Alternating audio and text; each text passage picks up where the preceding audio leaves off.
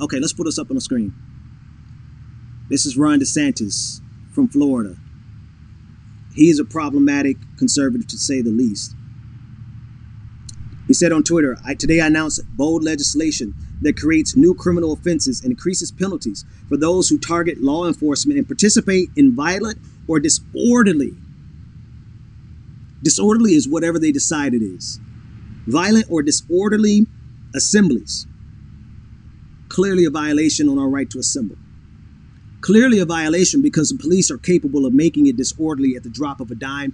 The people who started the riots, all the riots that you saw, they were initiated by police officers. But let me keep reading. We will always stand with our men and women in uniform who keep our communities safe. That's a damn lie. Police don't keep our communities safe.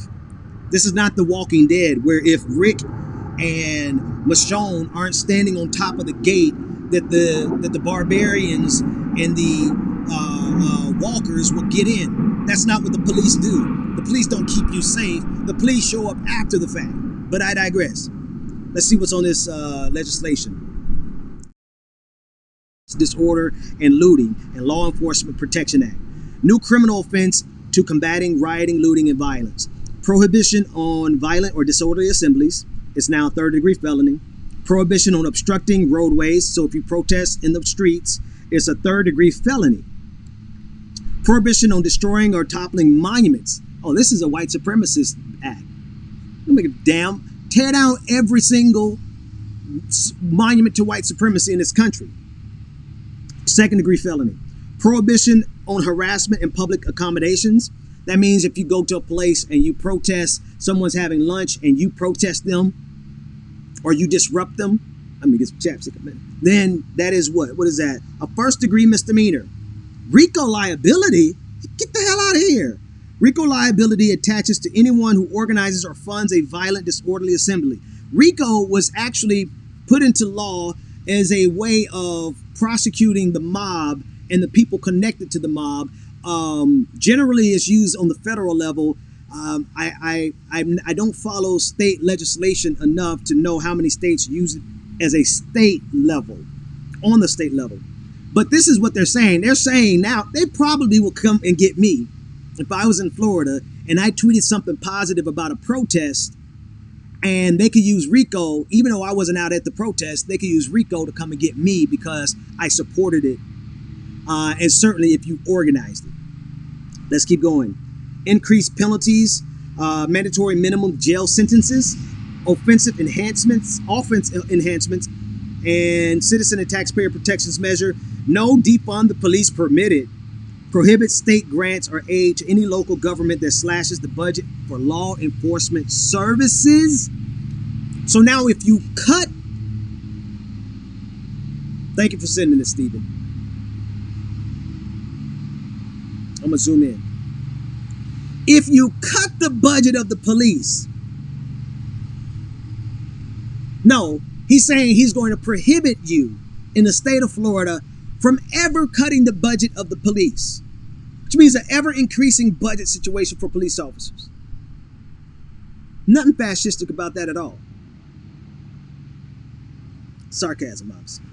Victim compensation, waive sovereign immunity to allow a victim of a crime related in a violent or disorderly assembly to sue local governments for damages where local government is grossly negligent in protecting. Waive sovereign immunity to allow victims. Let me read this again.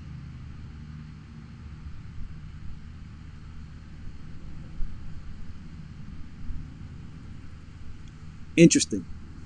I'm looking at the sovereign immunity and I'm thinking more of the ability of police, the protections that are given to police officers. But what they're saying is now they're going to allow the local municipality and city to actually be sued itself as a direct connection to these actions. This is how he strongholds the city.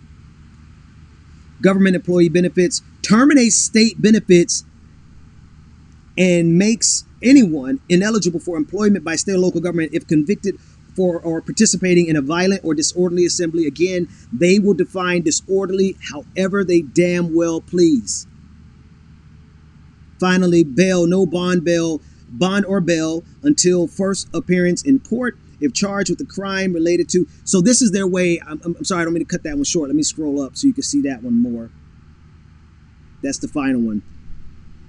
This is their reaction to how we organize now, because we organize around the world, particularly this country, to make sure that we raise enough bail money so that people who are arrested in protests can get out immediately.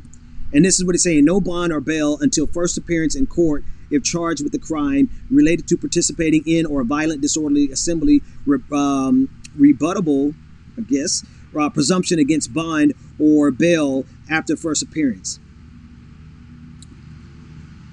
Yeah, this is egregious. This is there are some things in here that are clearly unconstitutional, but they do know now that they have the Florida Supreme Court. Obviously, it's a conservative court. They have the Supreme Court as soon as Donald Trump makes an appointment. And so even a legal challenge to this is going to be extremely difficult to win, even though it's clearly unconstitutional. It's an infringement on our rights, our right to assembly. It's an infringement on our bail. It's an infringement on the First Amendment, our right to free speech. It's an infringement in so many ways. And the sad reality is that they very well may be able to get away with this because they have stacked the courts.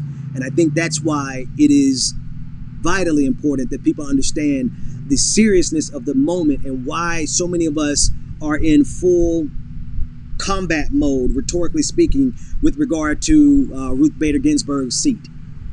Because replacing that and filling that with someone who is ideologically a radical conservative, they will rubber stamp all of these fascistic bills and executive orders that are being passed across the country in order to infringe on our right to protest this police state. That's what's going on.